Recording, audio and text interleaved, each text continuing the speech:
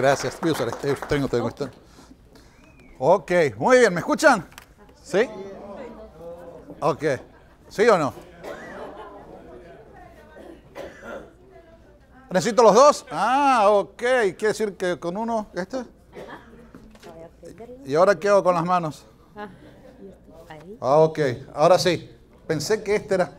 Muy bien. Bueno, muy buenos días a todos. Muy bendecido tiempo. Estoy muy contento de estar con ustedes.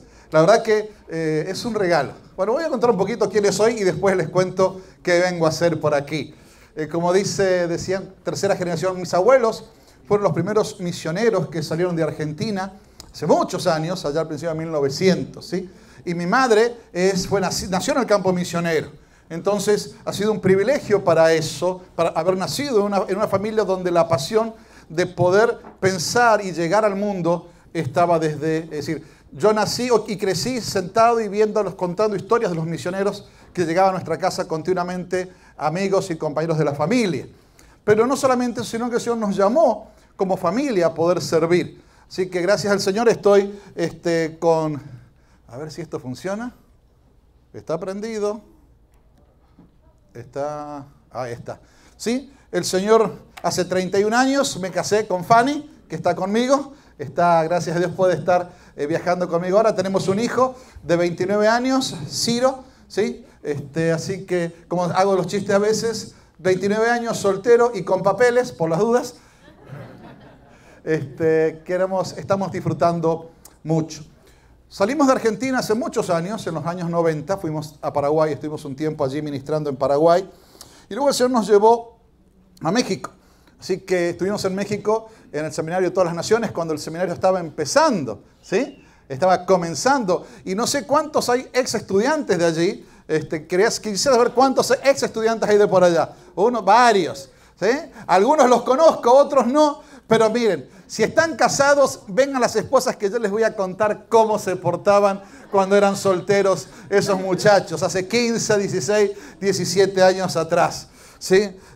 Yo me acuerdo de los nombres de ellos, pero me acuerdo el nombre completo por la lista de las notas, ¿no? Como el nombre y apellido. Y aprendí que en México, que son largos los nombres, ¿no? 2 nombres y 2 apellidos mínimo.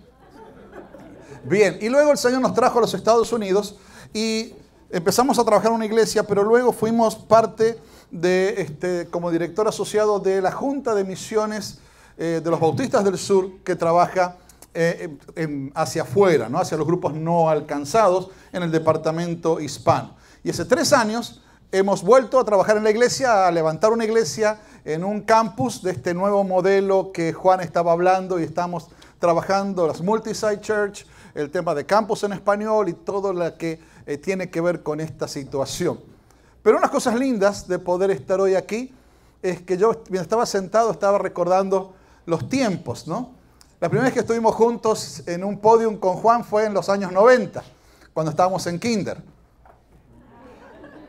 ¿Sí? Allí en los 90, cuando estábamos en Buenos Aires, compartimos el podium juntos. Luego lo compartimos en México, en Juárez. ¿Sí? En Juárez. Y hace unos meses atrás, eso fue bien interesante. Imagínense, en Corea, yo estando hablando...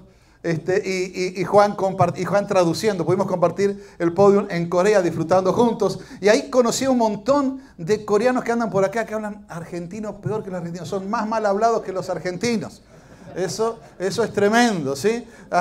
Pero fue muy, muy lindo. Y hoy el privilegio de estar acá compartiendo qué tiene Dios para nosotros. Van a ver que a mí me pasa, yo me pongo a hablar y a veces me olvido de mover los slides. Pero el tema que vamos a ver hoy es identidad misional en la iglesia latinoamericana. Estamos hablando del tema de lo misional, ¿sí?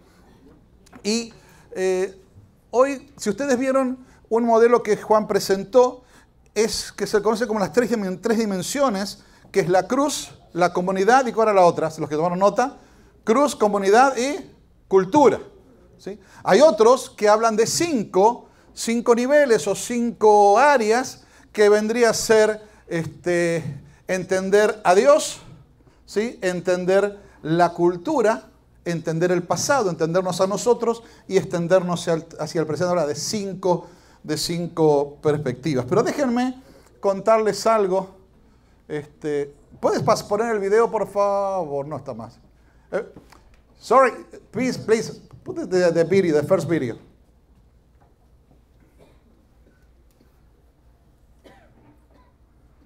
Esto es algo de lo que está pasando hoy en el mundo. Pudimos acompañar a un equipo hispano de Estados Unidos junto a un equipo.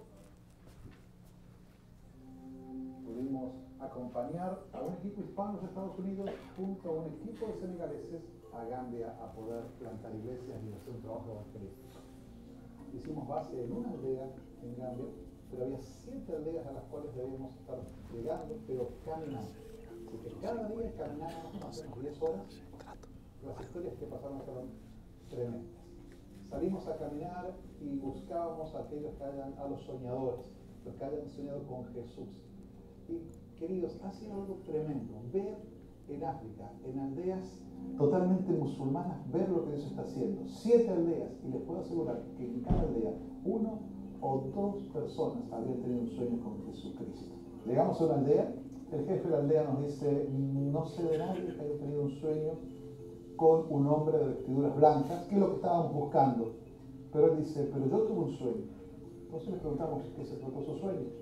Y nos dice, tuve un sueño en donde mucha gente con vestiduras blancas y resplandecientes caminaban hacia un río de aguas cristalinas y limpias, cantando una canción que yo no conocía, que yo no entendía, pero era muy alegre. Dice, mi segundo sueño fue igual, pero el segundo sueño yo estaba en medio de esa gente. Y empezamos a hablar desde Jesucristo, presentar a Jesucristo y las historias de Jesús. Y este hombre, sus ojos brillaban, nos abrió su aldea, nos abrió su amistad, su familia. Fue impresionante. Otra de las historias es, en una de las aldeas que llegamos, parecía que no había nadie, golpeamos nuestras manos, tratamos de anunciarnos, hasta que escuchamos una voz muy del fondo que venía para saludarnos y nos invita a pasar. Y cuando llegamos al momento de decirle que éramos, de dónde veníamos, y estábamos buscando hombres que hayan soñado, hayan tenido un sueño de un hombre de vestiduras blancas, este hombre se iluminó su rostro y nos cuenta lo siguiente. Hace varios años atrás, él soñó que estaba trabajando en el campo y se acercó este hombre de vestiduras blancas al lado de él, que estuvo todo el día, que nunca le habló, nunca le dijo nada, pero él sentía que era como su hermano, aunque no fuera su hermano, que era como una familia, pero no era su familia, pero estuvo muy cómodo. Y que él se olvidó de este sueño. Pero en el momento que nosotros estamos golpeando las manos, anunciándonos en su casa, ese sueño volvió a su mente de ese hombre. Y este musulmán, sentado alrededor nuestro, extendió sus manos y nos dijo, ¿qué tienen para decir de Dios? Dios está haciendo algo tremendo, mis hermanos. Dios está revelándose a hombres, no podemos entender cómo lo hace, pero necesita de que lleguemos nosotros, lleguen los misioneros, lleguen los creyentes a explicarles de qué se trata este sueño. ¿Les puedo contar la última historia?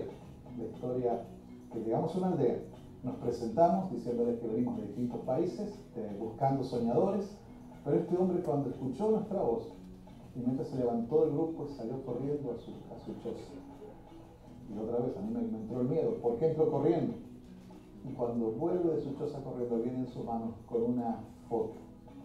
Y viene recitando, dando los nombres de los jugadores de la selección argentina de fútbol del Mundial 86. Yo sé que para algunos de ustedes eso no les va a gustar, pero yo soy argentino y Argentina salió campeón del mundo en el 86. Y en África, donde no hay luz, donde no hay agua, donde uno entiende que no hay comunicaciones, este hombre tuvo por 30 años una foto pegada en su pared, en su choza de la selección argentina. Pero eso no es importante, porque este hombre invitó a toda su aldea, a sus vecinos, a sus amigos, para que en su casa puedan escuchar las historias de Jesús. Hermanos, Dios nos está llamando. Los hispanos tenemos una parte importante en el plan de Dios, y es nuestro tiempo. Ahora es el tiempo. Tomemos las armas que el Señor nos dio y vayamos a las naciones.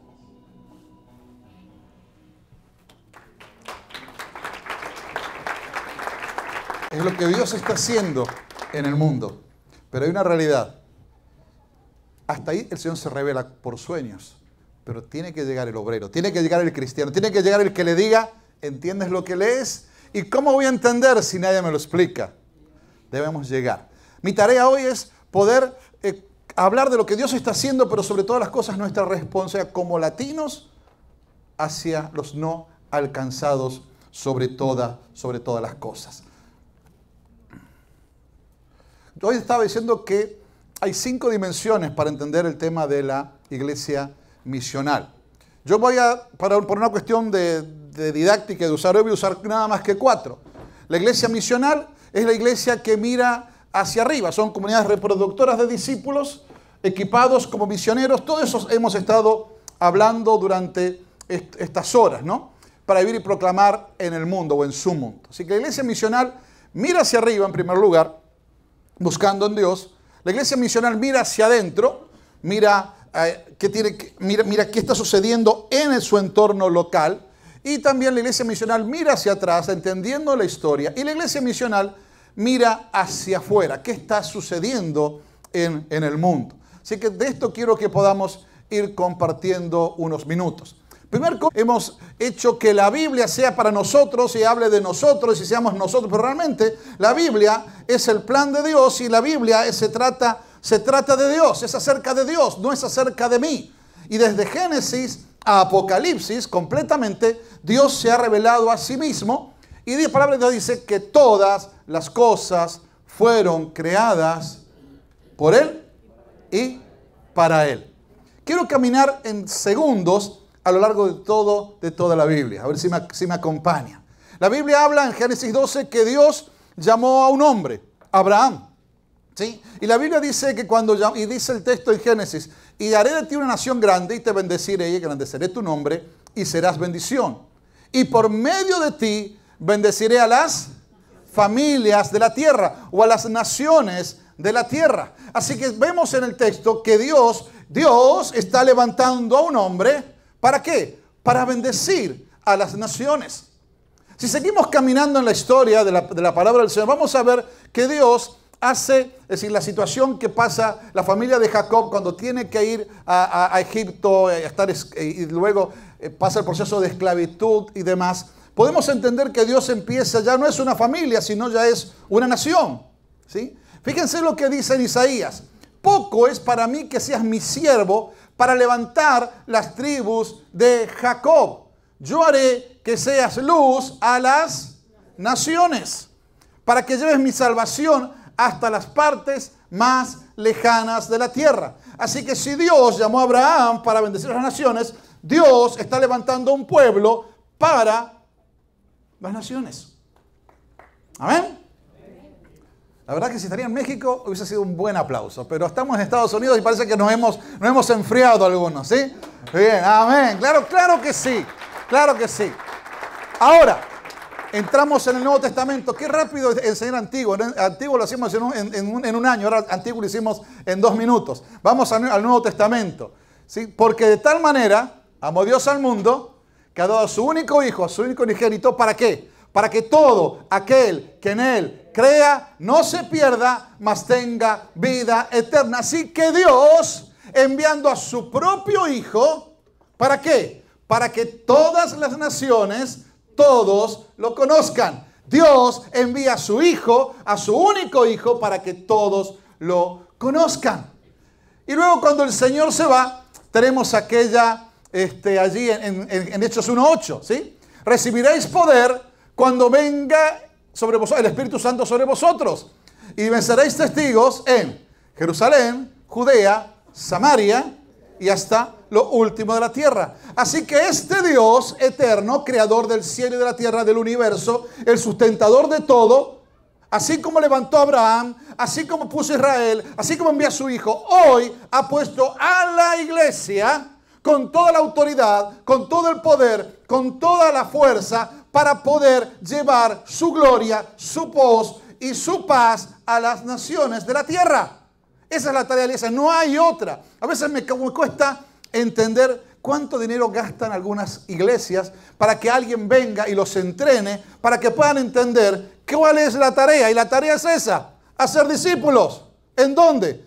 En Jerusalén, en Judea, en Samaria y hasta lo último de la tierra. Hacer discípulos. No es otra cosa. Cuando hablamos de misional Hoy Juan decía, es una moda, misionar no es otra cosa que volver a las fuentes. La iglesia fue misional porque el Señor es misional y porque toda la Biblia es misional, es siendo cristiano las 24 horas del día y no importa en dónde estés, en la cárcel gozándote o arriba predicando o viajando, eres misional, punto. Llevas a Cristo todos los días. Bien, así que ya terminamos con la primera misión hacia arriba. Vamos a la segunda parte, que es mirando hacia atrás, mirando el pueblo de Dios. Vamos a hablar un poco de la iglesia, ¿sí? La iglesia es el instrumento de Dios para comunicar el mensaje de Jesucristo a todos los pueblos de la tierra. ¿Estamos de acuerdo con esto? Claro que sí.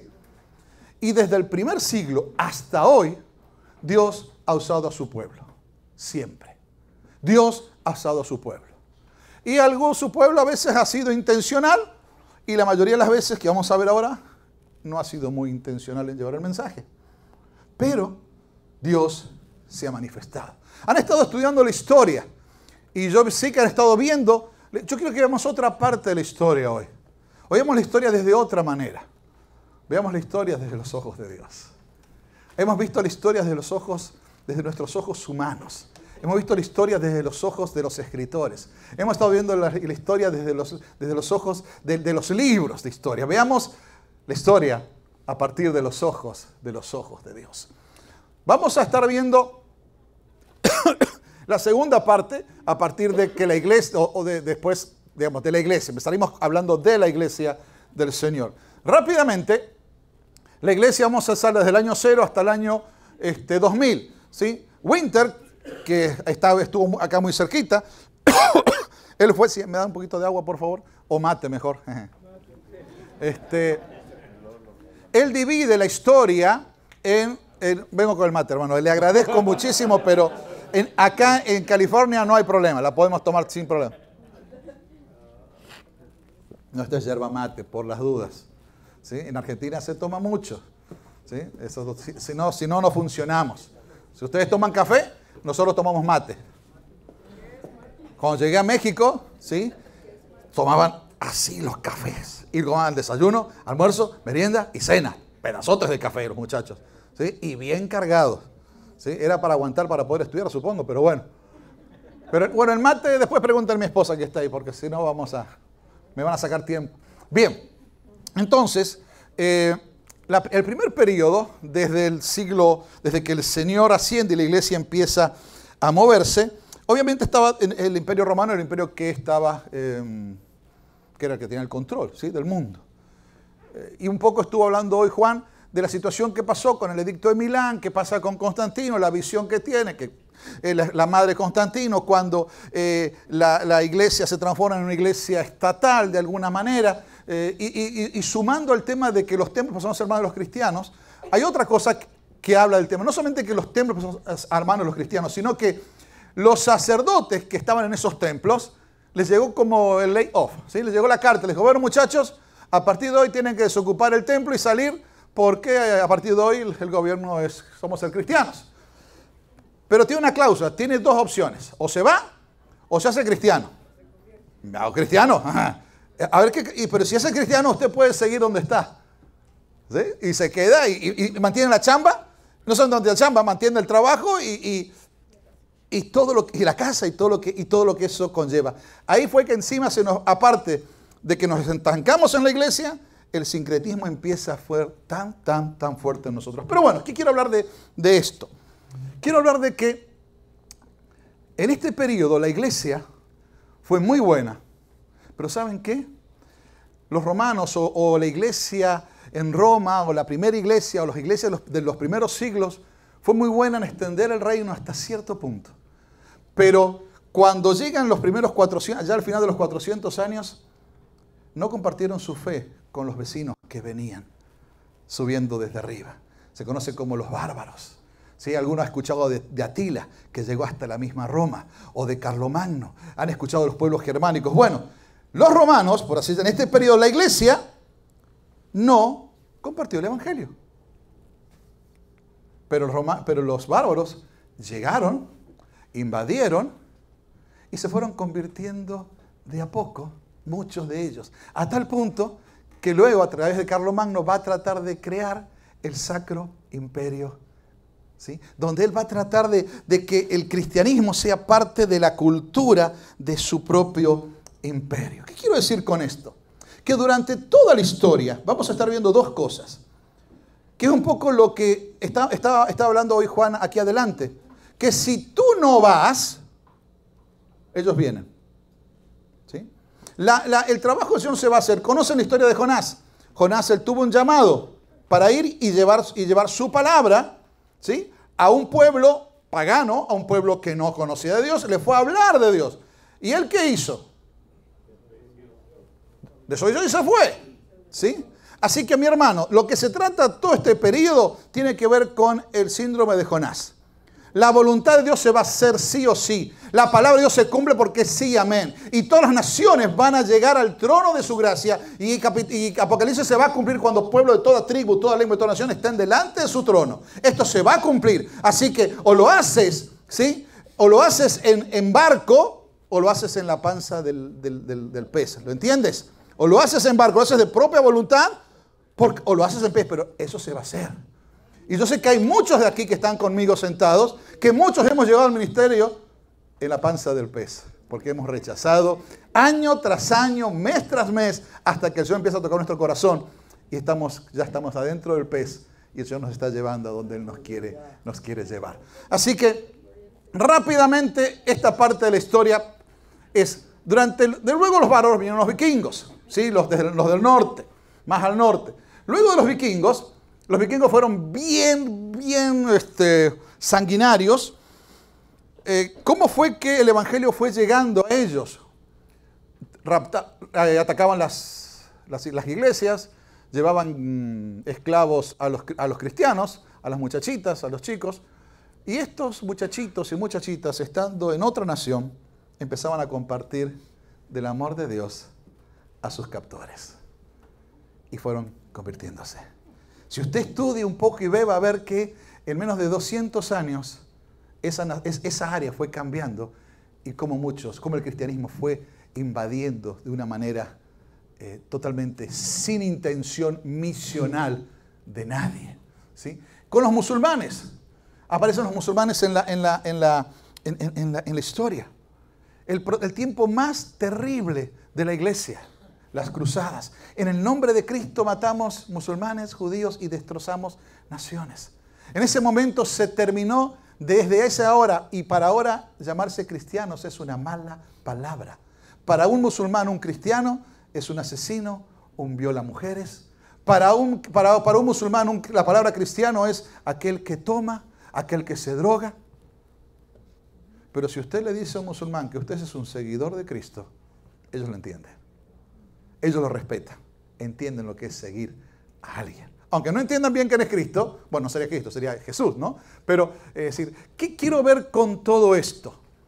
Que la iglesia, sin ser intencional, sin ser misional, sin hacer su trabajo, Dios siempre ha estado presente y llevando su obra y manteniendo su obra y haciendo que su gloria llegue a las naciones. ¿Lo haces a través del Señor o lo haces con el Señor o el Señor lo hace a través tuyo? Pero Dios lo va a hacer de todas maneras. Sí y es sí y amén. Hoy Juan llegó y habló de los fines de la tierra. Habló de la reforma. Habló de estos últimos 400, 500 años de la historia.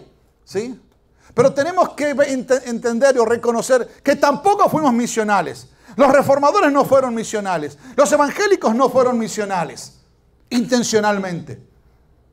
Cuando sale la reforma y aparece la imprenta y le empieza a llegar el texto para todo y empieza el tema de los reformadores. ¿Saben en qué se preocupaba la primera iglesia, las primeras iglesias en ese entonces?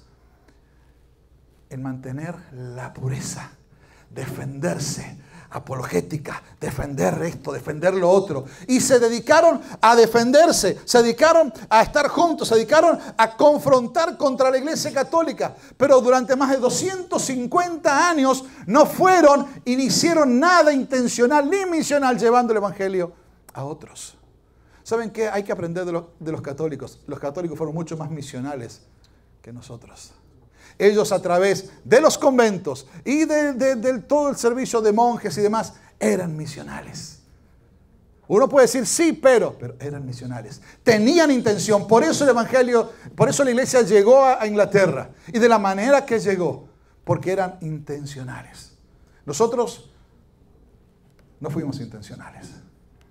Pero hubo algunos remanentes que eran intencionales. Allí por el año 1700. Espero que alguna vez ya haya leído. Y si no, busquen la Biblia. Busquen los libros de historia. Busquen la iglesia morava. Los moravos, en el año 1727, ¿sí? Empezaron un tiempo de oración y de intercesión. Reconocemos a los coreanos que oran, ¿sí o no?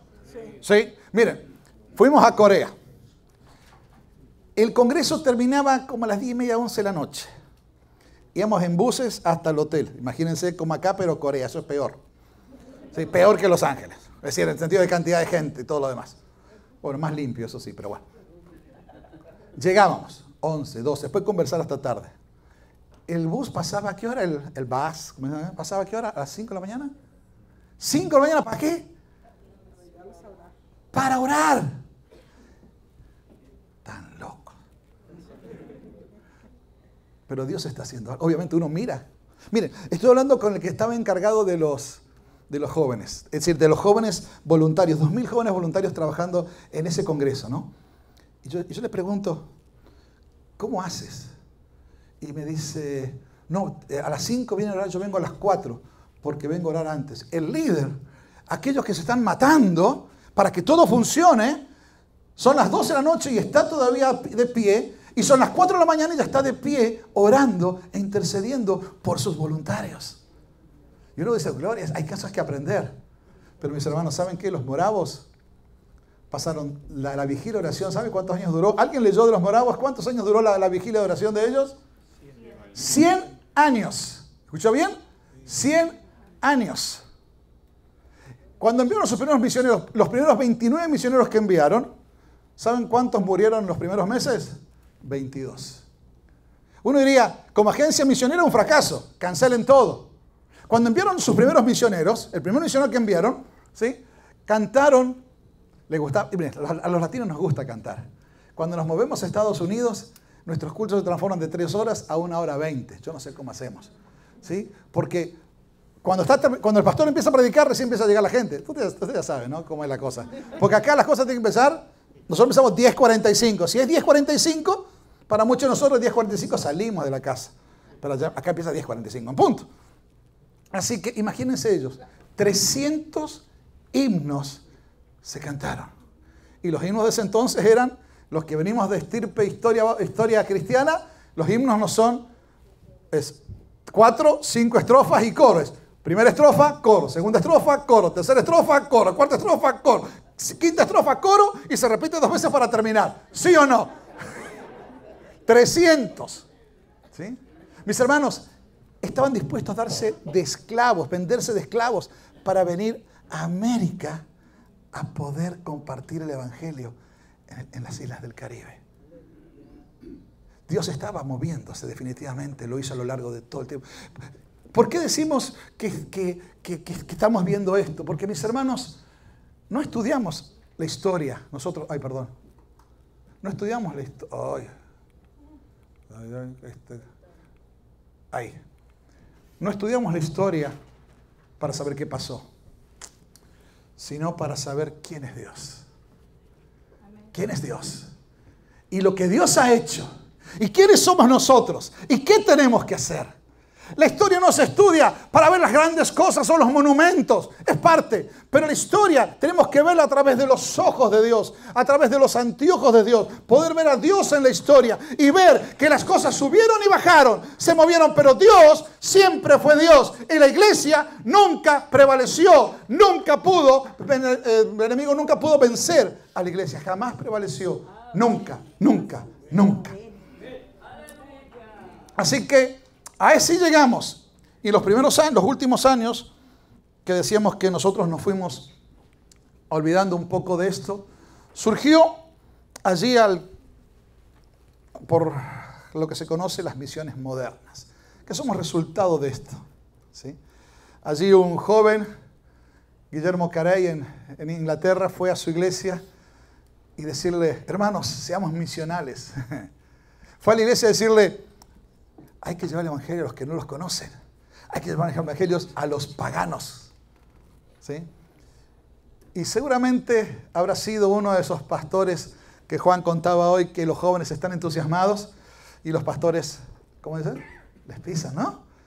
Así que le dijeron, muchachos, tranquilo, tranquilo. Si Dios quiere hacer algo con los paganos, Él se va a encargar. Tranquilo. Miren, Él se lo conoce el Padre de las Misiones no tanto por la tarea que hizo, que fue tremenda, sino por cómo insistió, por su pasión, por su insistencia, por insistir ante un sistema que no aceptaba, hacia algo que luchar contra viento y marea para poder llevar el Evangelio.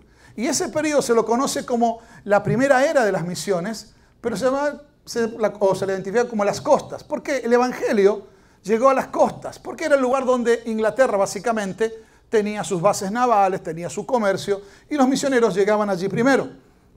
Luego de algunos años, ¿sí?, se dieron cuenta que aparte de las costas existe algo más que costas. Hay gente que vive adentro en el interior, ¿no? Así que la segunda ola se conoce como hacia el interior, ¿sí?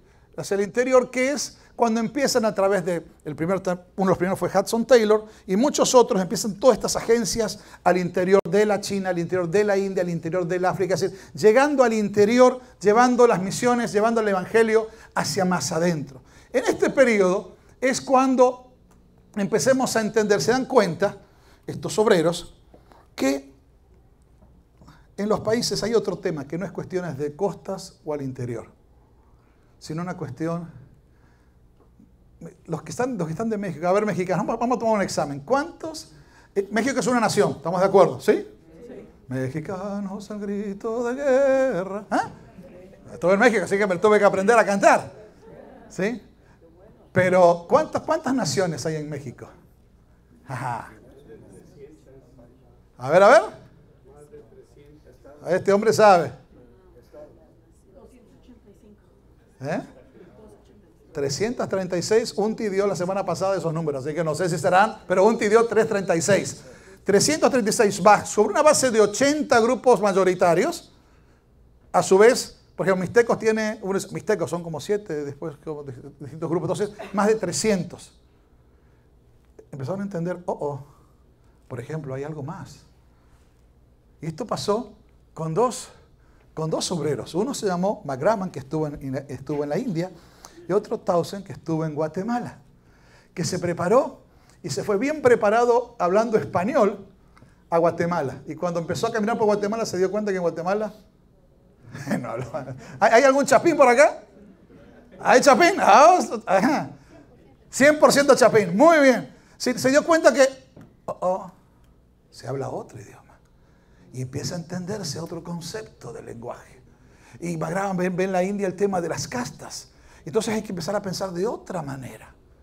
Empezamos a pensar el concepto de etnias, ¿sí? El grupo humano que comparte un mismo idioma, cultura, historia, identidad grupal. Hace unos años atrás se podría agregar y viven en una región del mundo. Esto no se puede decir más, esto hay que sacarlo. Porque ahora viven en cualquier región del mundo. Ustedes vieron el video que ya estábamos hablando, que yo estuve en Gambia. En una gasolinera en Maryland. Paro a cargar gasolina de noche y estaba dentro un africano. Entonces voy y le pregunté, ¿dónde eres? Y como que me dice, de África. Estoy diciéndome, no, ya sé que eres de África, pero ¿de qué parte de África? De Gambia. Ok, le digo, yo estuve. Y me mira, ¿qué estuve? Como diciéndome,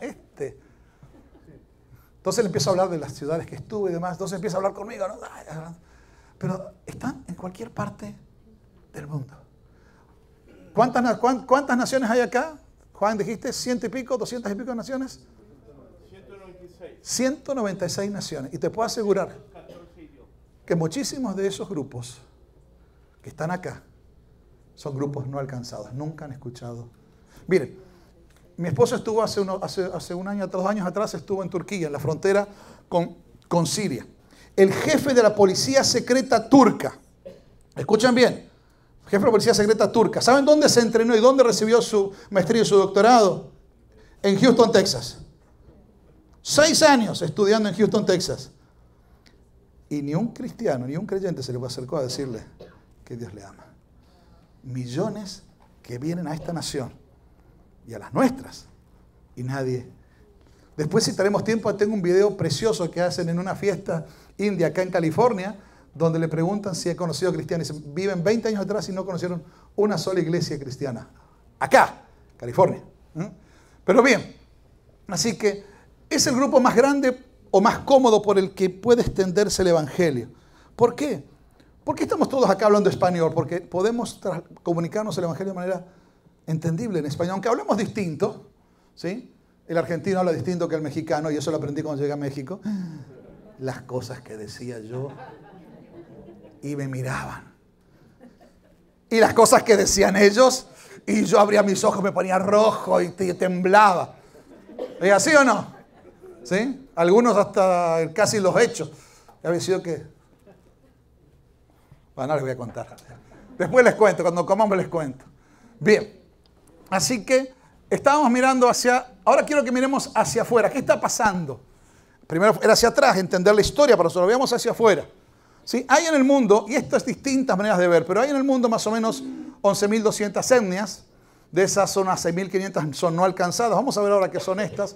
Y 300 olvidadas totalmente. Pero esto ayudó a que cambie la perspectiva, esta parte.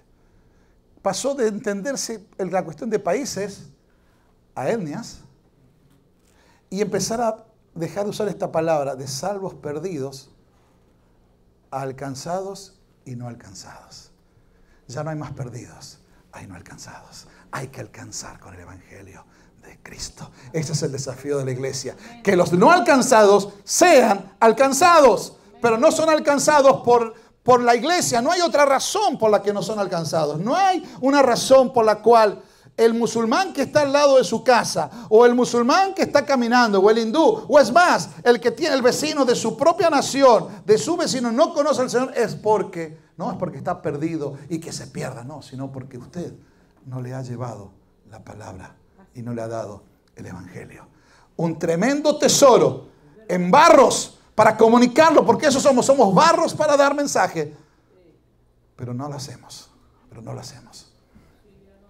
Esto es una parte técnica que quiero dejarles, algunos lo saben y otros lo recuerden. Una etnia alcanzada, ¿qué es esto? Esto es una foto en Gambia, qué calorcito, ¿no? Cuando se considera que un grupo étnico o alguien está alcanzado, cuando hay más de 5% de creyentes en esa nación, en ese grupo, y con una iglesia establecida. ¿Sí? Ya tiene una iglesia, no estoy diciendo que el misionero es el pastor, estoy hablando donde la iglesia es nacional. ¿Cómo dirías? Cuando la iglesia anda en auto, ¿sí? Se autosostiene, se autoproclama, ¿sí? Autoproclama, autosostiene.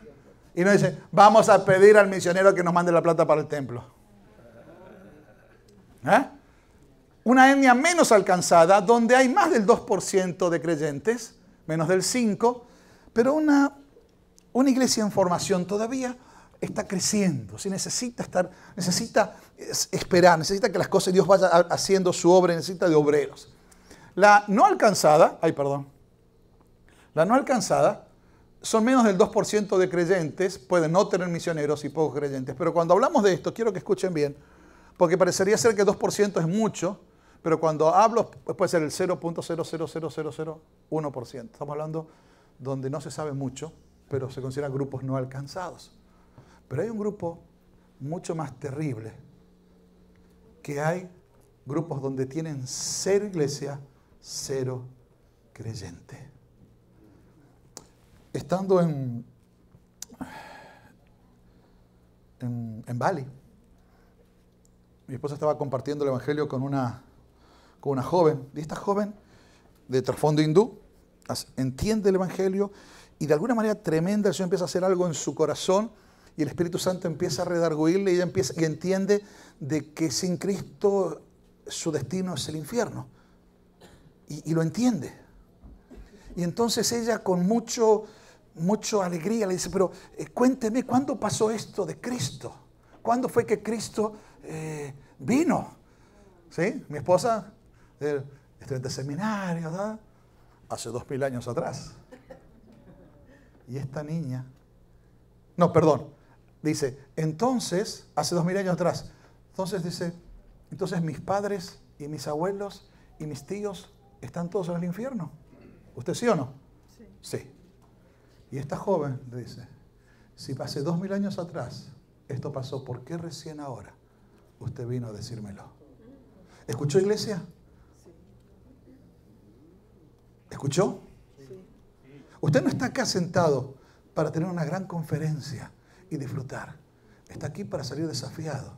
¿Y qué pasos va a hacer a partir de ahora para que el Evangelio de Cristo sea alcanzado en todas las naciones? Aquí y allá. En Jerusalén y en todas las naciones. Hay una nueva modalidad de entender qué está pasando en el mundo hoy, que esto quiero tocarlo porque estamos mirando hacia afuera. El tema de los refugiados. ¿Ven los números? Casi 70 millones de personas están desplazadas de sus naciones hoy en el mundo. ¿Sí? Hay personas que dentro de su misma nación, más de 40 millones de personas moviéndose. ¿Sí? Hay más de 44.000 movimientos de refugiados por día. Los refugiados hoy, el movimiento es tremendo. Hay naciones enteras que llevan más de 30 años viviendo como refugiados. Eso es tremendo. Tenemos que entender que Dios también está haciendo algo, no solamente la cuestión étnica, sino también la cuestión de refugiados y la cuestión de que muchos de estos refugiados están llegando a nuestras naciones. Yo me acuerdo cuando yo era pequeño, en los 70, ¿sí? A Argentina llegaron de Laos, y yo decía, ¿dónde están llegando tantos laosianos? Eran refugiados. Y cada nación hoy está recibiendo refugiados de todas partes del mundo. Mis hermanos, es un tema que tenemos que pensarlo y tenemos que repensar como iglesia cómo vamos a trabajar con ellos. Tanto la iglesia en toda América Latina, desde México hasta Argentina, como aquí en los Estados Unidos. Las personas primero tienen que escuchar acerca de Dios antes que puedan conocerlo por medio de Jesucristo y adorarlo. ¿Eso sí o no? Tienen que conocer a Dios. ¿Cómo pues invocarán a aquel en el cual no han creído? ¿Y cómo creerán en aquel de quien no han oído? ¿Y cómo oirán sin haber quien les predique? ¿Y cómo predicarán si no fueren enviados? ¿Cómo lo hará? Si la iglesia no se levanta, si la iglesia no cumple la tarea, si la iglesia se preocupa en hacer su tarea de estar cada día mejor y no llevar el evangelio. Así que mis hermanos, quiero que miremos hacia adentro y ahí creo que vamos a estar pensando un poco qué está sucediendo en América Latina con nuestro movimiento. ¿Qué pasa en América Latina? El papel de la iglesia latina y su desafío misional.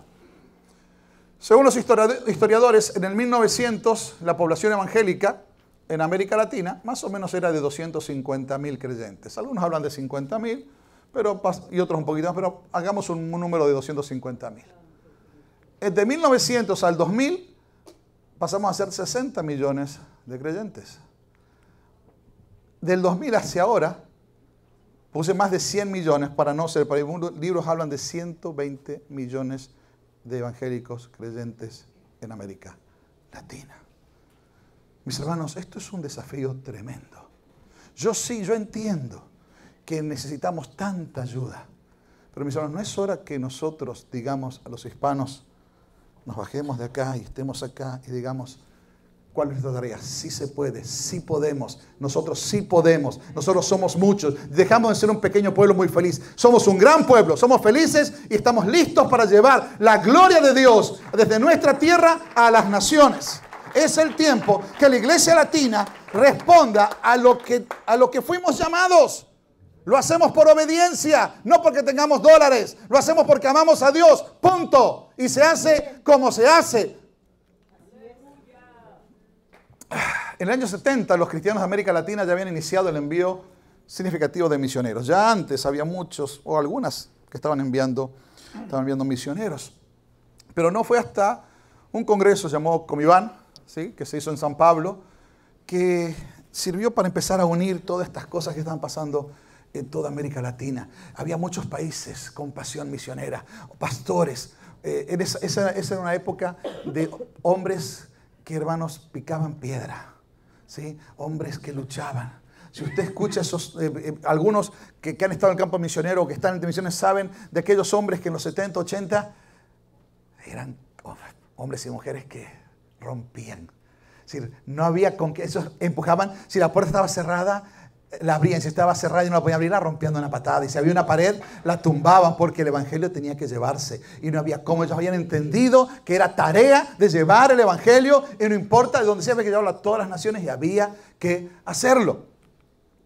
Y allí fue que nació Comiván Internacional, que nació con una definición, que América Latina dejaba de ser un campo de misión para ser una fuerza misionera, una gran fuerza misionera, ¿sí? Luis Bush en su momento dijo que en 1916 América Latina fue declarada campo de misión. Déjenme hablarle un poquito de la historia. Ustedes saben que el primer congreso de misiones, gran congreso, fue en 1910 en Edimburgo, ¿sí? ¿Saben quiénes no estuvieron? Todos del norte. Los latinos, ninguno.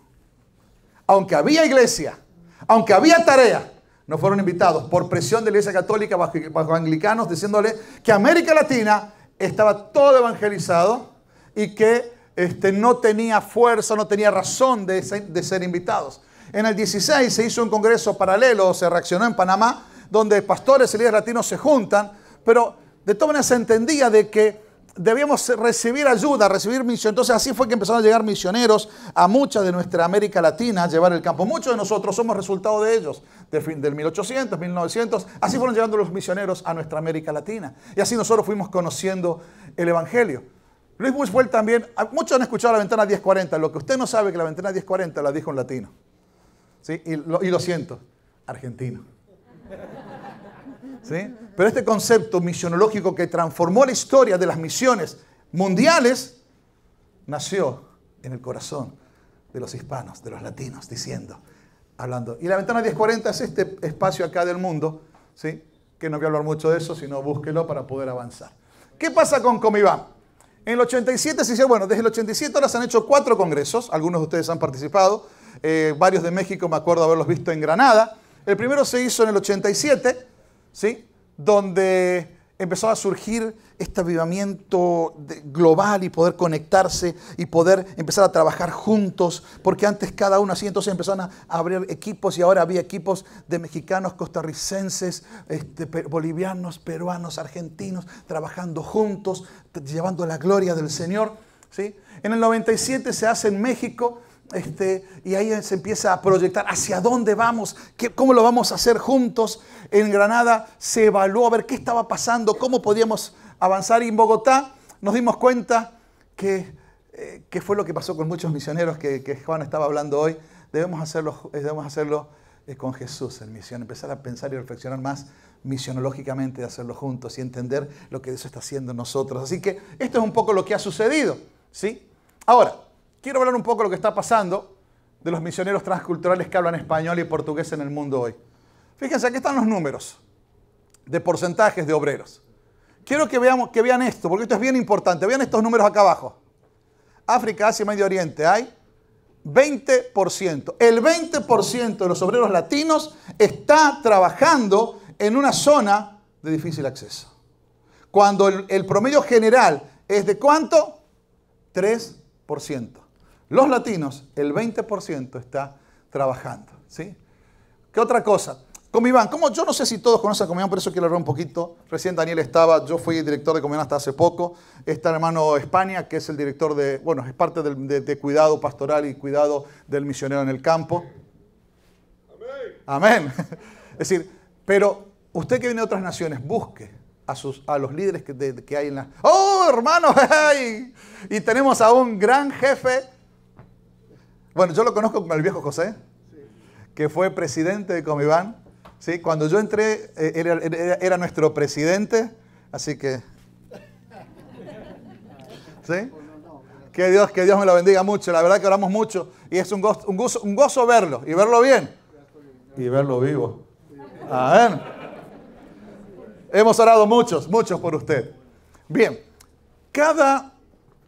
está dividido en regiones. Creo que México es el único que no tiene región porque México es gigantesco, ¿no? Entonces solo México con Mimex. Pero cada región tiene representantes, directores, líderes, que nos pueden ayudar. ¿Para qué? Porque si esto es una red, también Comiván es una red para poder ayudarnos mejor a entender y alcanzar al que no conoce del Señor. ¿Sí? Hacerlo juntos. Mis hermanos, solo no lo podemos hacer, pero lo podemos hacer juntos. Yo no puedo ir solo, pero con usted podemos ir. Podemos unirnos y trabajar juntos. Yo los animo, los desafío a que pensemos y busquemos. No digo que sea la mejor estructura, pero esa es la estructura que hay, donde estamos unidos de punta a punta, Portugal, España, Brasil, todos trabajando juntos, tratando de llevar la gloria juntos y trabajar juntos. Déjenme decirle algunos informes. Hasta ahora les hablé de lo positivo. Quiero comentarles algunas cositas que creo que nos hacen falta pensar y reflexionar nosotros con respecto a las misiones. ¿Qué está pasando con los hispanos? Porque tiene que ver con nosotros. Algunos datos interesantes. Estos números que están acá, el primero tiene que ver con la edad. Los obreros que van al campo, el mayor grupo de obreros tiene entre 36 y 45 años. Fíjense. Esto es un estudio nuevo, ¿sí? Este es el número de mayores obreros que están yendo. Latinos estamos hablando, ¿sí? Menos de 25 es un grupo muy poquito. 26 a 35 es un grupo bastante interesante. Pero cuando uno empieza a ver por qué este grupo, mucho tiene que ver con el levantamiento de fondos. Mucha gente, hay gente en este rango de edad, que sería una edad tremenda para poder trabajar, pero le cuesta lo que es el levantamiento de fondos, ¿sí?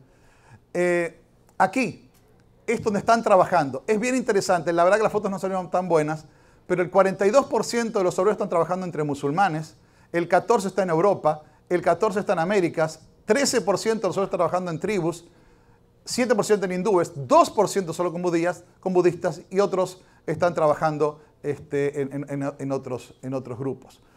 Una manera interesante de ver los grupos que salen, los misioneros, el grupo teológico de Luna del que provienen los misioneros son interdenominacional el 40%, pentecostal el 24%, tradicional el 21%, independientes el 12% y que no se sabe un 3% o no han respondido.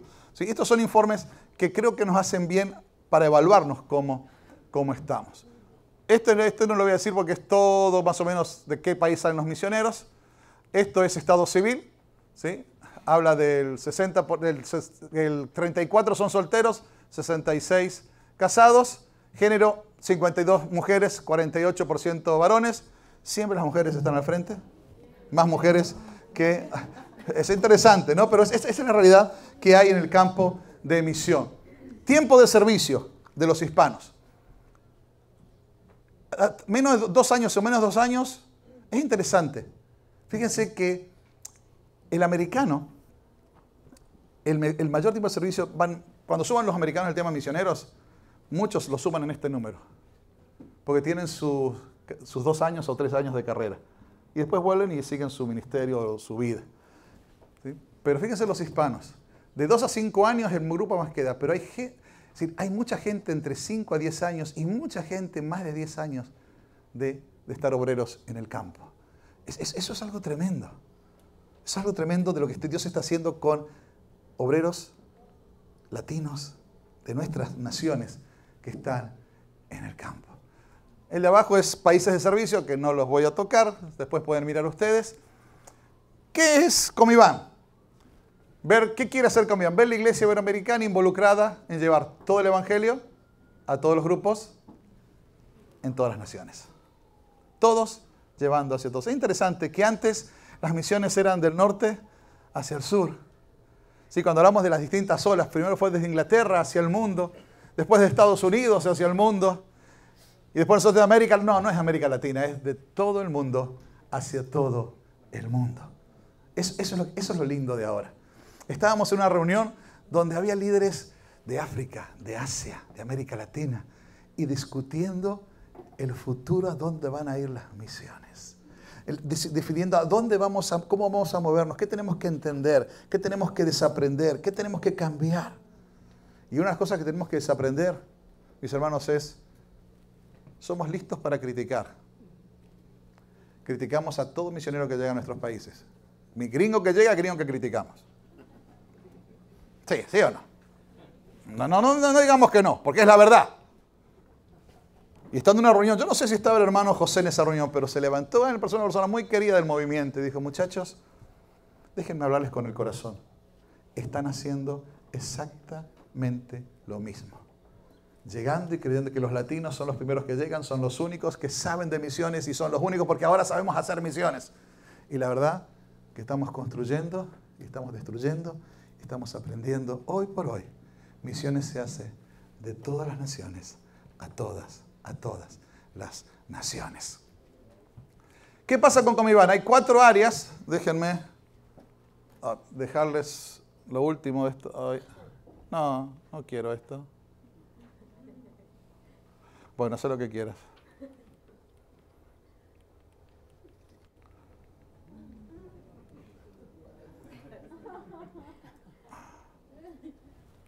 Esto. Ok. Hay 4 ejes estratégicos de Comiván. Uno es movilización. ¿Qué quiere decir eso?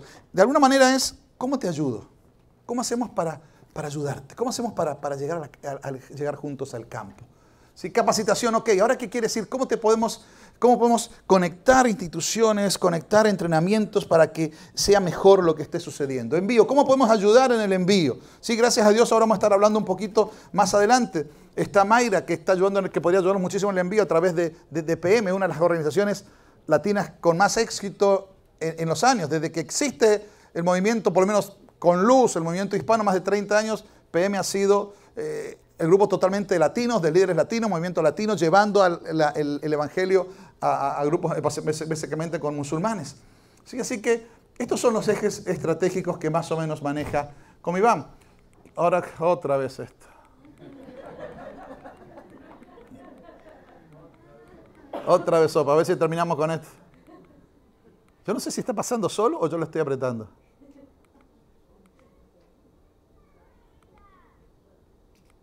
Ay. Bueno, muy bien. Hablemos de los hispanos de Estados Unidos. ¿Cuántos hay acá que están en Estados Unidos ministrando? Para saber si hay de Estados Unidos, porque si no son toda América Latina. Algunos hispanos tenemos. Bien. ¿Cuál es nuestro papel en los Estados Unidos? Quiero que veamos 5 cositas y para que vean lo que está pasando. Realmente, veamos estas realidades. Preparé esto, dice 58 millones. La verdad que hay como 60 millones de hispanos ya en los Estados Unidos. La población hispana crece más rápido que cualquier otro grupo en los Estados Unidos. Fíjense, México tiene 108 millones de habitantes, ¿no? Estados Unidos 58. Somos más hispanos que en España. ¿Sí? ¿Sí? Somos la primera minoría. Somos más hispanos que morenos en esta nación. Eso es una realidad. La otra realidad. Los hispanos se han extendido más rápido que todos en Estados Unidos.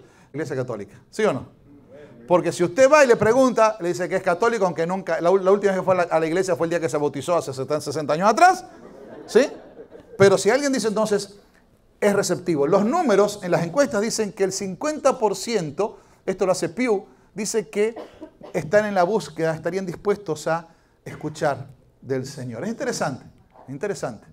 El número de hispanos de 18 años es mayor que cualquier grupo. Es decir, el grupo más joven que hay en los Estados Unidos es hispano, es latino. Miren, hoy en nuestras high school es 1 a 6. De cada 6 chicos hay un chico que es hispano. Las escuelas elementales, de cada 10, 4 son hispanos. 4 son hispanos. Nosotros vivimos en una ciudad que no es Los Ángeles, que no es para nada que el porcentaje de hispanos. El porcentaje de hispanos donde nosotros vivimos es el 3.9%. Mi esposo trabaja en una escuela pública. 600 alumnos hay en la escuela. ¿Saben cuántos hispanos hay? 196 hispanos.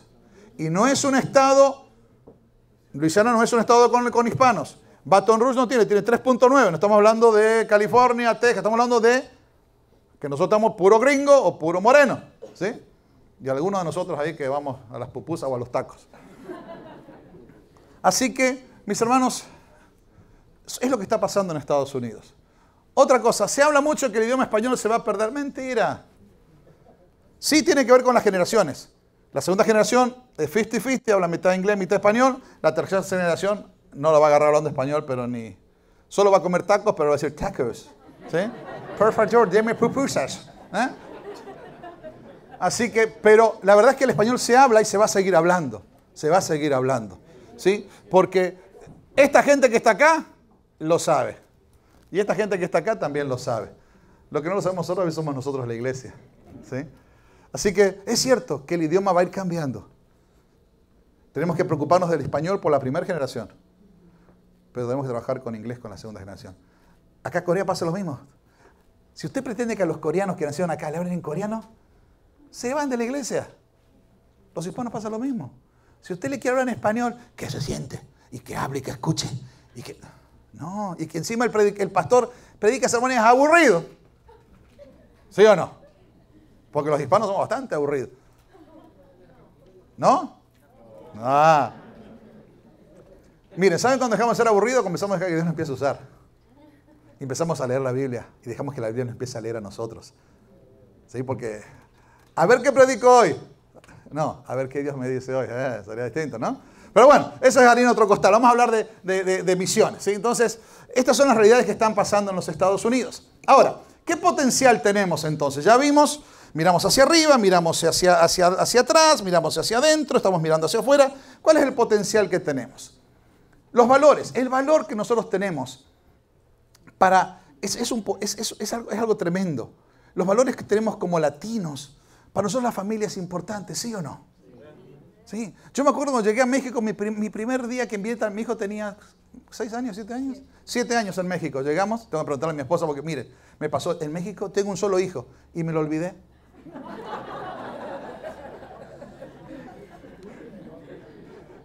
Entonces nos invitan a un cumpleaños. Claro, yo vengo de Argentina, en Argentina el cumpleaños se hace en un salón donde vos llevas a tu hijo, abrís la puerta, tu hijo baja, alguien lo recibe, tu hijo va, está 2 horas en el cumpleaños de niños, después baja y lo subiste, lo venías a llevar. Yo así, iba manejando, llevando a mi hijo al cumpleaños. Cuando voy llegando, autos por todos lados, parqueados y todo. Pastor, bájese. Bueno, me da pena, claro, soy el pastor, tengo que bajarme. Bajo, saludo, le digo a Fanny, bajamos, saludamos y nos vamos. Una fiesta, el abuelo, la tía, el primo, el prima de que vino, todo el mundo. Así somos. ¿Sí o no? Los hispanos, un valor que tenemos fuerte es la familia. Eso es algo tremendo, es un tremendo valor que tenemos. A nosotros nuestros hijos no se nos van a los 18 años, ni loco. ¿Sí? Usted habla con un gringo y le dice, estoy ayudándole para que se vaya. No, si en mi casa se va casado o no se va. Pero parece que los coreanos son igual, porque me voy a la casa de Juan y está Joshua y Johanna viviendo ahí también. Entonces, el tema de la amistad, las relaciones, el deporte. Dígame si no son valores que nos podrían ayudar a comunicar. Mire, el mundo, lo que se conoce como el mundo de los no alcanzados o la gente que no conoce al Señor, ¿saben lo que les gusta? No les gusta el béisbol ni el fútbol americano. ¿Saben lo que les gusta? Fútbol. Soccer dirían los que acá, el soccer. Yo no sé por qué le dicen soccer, fútbol. Fútbol, fútbol, fútbol,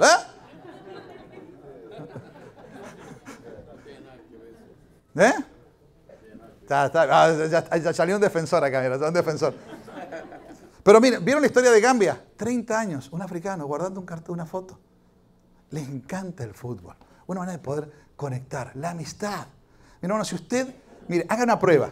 Usted vaya y busque algún musulmán que hay cerca de su casa. Salúdelo. Solo salúdelo. Musulmán, le va a empezar a hablar. Son igual que nosotros. A nosotros nos saludan y empezamos a hablar, ¿sí o no? Ni conocemos. Bueno, los musulmanes son iguales. Pruebe. Llévele un plato de comida a un musulmán. Llévele un plato de su comida. Al otro día va a venir la familia musulmana. ¿Es cierto? Es cierto. Entonces, aproveche esos valores que tenemos juntos. Adaptación cultural. Sí, nos adaptamos. Hoy están hablando del dinero de los $2.000 de misioneros. Mis hermanos de Estados Unidos, les puedo asegurar que no son $2.000 por misionero. Les puedo asegurar que son varios miles más para sostener un obrero. ¿Sí? Pero nos adaptamos. Nosotros los hispanos somos... ¡Ja! Esto me son herejes. Pero bueno. Déjenme terminar con estas cuestiones. Con esto vamos a ir a tratar de terminar. ¿Qué está pasando en nuestro país, en nuestros países? ¿Cuál es la problemática? Es que desconocemos las multitudes no evangelizadas. Hay poca cantidad de obreros. Muchas de nuestras iglesias no participan en misiones. No hay recursos. Eso es una realidad. Déjenme hablarles de esto. Hay una evaluación que se ha hecho, las agencias misioneras han hecho de las iglesias que están en misiones o de iglesias misionales. Y hay un grupo de iglesias que su compromiso con las misiones es un compromiso de apoyar económicamente, apoyar en oración, pero hasta ahí. Están involucradas, pero su involucramiento es en oración y tal vez en alguna que otra ofrenda, o tal vez a un misionero que llegue se le ofrenda. Después el otro nivel de iglesia es una iglesia que está despertando, es una iglesia que se da cuenta que hay algo más que ofrendar y dar, algo más que se puede hacer. Tal vez hacer algún viaje misionero de corto plazo, tal vez ir a algún país, tal vez ir a algún barrio, empezar a hacer algo más que orar y que dar, empezar a movernos, a despertar. Nosotros como iglesia, cuando estaba en Washington, empezamos a hacer viajes a distintas partes del mundo y nos dimos cuenta que lo que hacíamos era turismo evangélico, no era misiones. Empezamos a dar cuenta entonces que el segundo paso, que empezamos a movernos, es bueno moverse, es bueno hacer cosas, mejor que nos movamos a que no nos movamos, pero el punto es que tenemos que aprender a movernos estratégicamente, involucrarnos, es decir, ya no voy a ir a tantos lugares, sino me voy a enfocar con este grupo étnico, con esta familia, con esta manera de ver, voy a hacer esto en forma específica. Y se moviliza. Es cuando una iglesia no solamente hace el trabajo, no solamente ora, no solamente ofrenda, no solamente ayuda, lleva el evangelio a otro lado, no solamente se involucra en la tarea, en las manos, sino que empieza a pasar la voz. Le dice a otros pastores, vamos juntos, hagámoslo juntos. Hay mucho que hacer más allá. Y por último, es implicaciones misionales que tienen que ver qué cambio está habiendo. Estamos cambiando de lo interno a lo externo, de lo local a lo global que hablamos, de algo activo a ser estratégicos, de cooperar financieramente a cooperar de una manera personalizada. ¿Y cómo se puede definir tu madurez espiritual como iglesia, tu madurez misional como iglesia? Si quieres empezar a caminar en la madurez, piensa en esto. Despierta el corazón de Dios para que todos los pueblos lo conozcan. Despierta el corazón de Dios. Busca el corazón de Dios. Ora.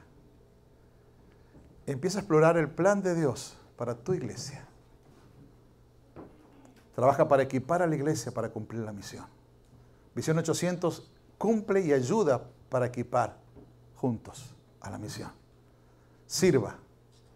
Empieza a buscar dónde Dios te está llamando. Y multiplica tu vida, tu misión y ministerio en otros creyentes. Hay tantas cosas para seguir compartiendo, pero debo terminar. Pero básicamente quiero decirte esto. Creo que nos alcanza para terminar este concepto. Tenemos que despertar al corazón de Dios, empezar a que nuestro corazón empiece a latir al ritmo del corazón de Dios, a importarnos las cosas que a Dios le importan en primer lugar. Es cierto que en nuestras naciones hay mucha necesidad, yo lo reconozco y es cierto, pero somos 120 millones de evangélicos en toda América Latina y hay naciones que no tienen un solo creyente, porque tú todavía te preocupas por ti. Estando en la sierra en Oaxaca, no Oaxaca, el que está al lado de Guatemala, ¿cómo se llama? Chiapas. Hablando un grupo de pastores, ellos me dijeron, es que no sabíamos. Ese grupo en las sierras de Chiapas está hoy sosteniendo a una obrera en la India. ¿Hay necesidad en Chiapas? Sí. Pero hay compromiso. Mis hermanos, es nuestra hora. Que esa palabra de que América Latina ya no es un campo misionero, es una fuerza misionera, que realmente sea una realidad y sea un compromiso nuestro. Que no salgamos de este lugar, sino hagamos algún tipo de alianza. Empecemos a orar, empecemos a buscar, empecemos a ver cómo poder llegar más allá. Puedes hacer el primer paso, que es orar. Tu oración no te lleva a ningún lado físicamente, pero espiritualmente puedes llegar a los lugares más extraños y más lejos del mundo. Mis hermanos, vamos a orar. ¿Por qué no se pone de pie y allí donde está? Vamos a mirar arriba. Miremos hacia arriba, miremos hacia el Señor. Miremos que Él dice que todas las cosas fueron creadas por Él y para Él. Pero también mira a tu costado, mira a tu derecha, a tu izquierda. Ahí está tu hermano. Está tu hermano. Es parte de la iglesia, tal vez tu misma iglesia o de otro lugar que viene. ¿Por qué no te tomas de la mano con Él? Porque somos iglesia, somos familia. Mis ojos abrí y vi el destino.